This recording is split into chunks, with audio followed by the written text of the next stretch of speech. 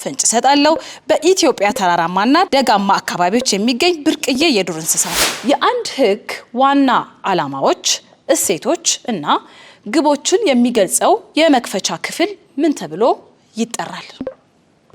እሺ ቡድን አንዶች አብርታቸዋል። እሺ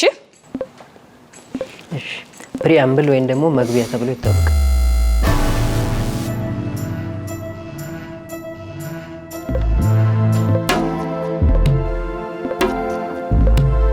ቁልፍ በር መልስ የበር መክፈቻ በትውልድ ኢትዮጵያዊ የፊልም ዳይሬክተር ስክሪፕት ጸሐፊና ፕሮዲዩሰር ነች።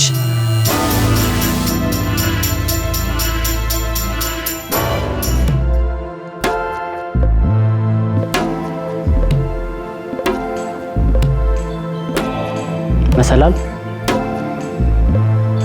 ጣራ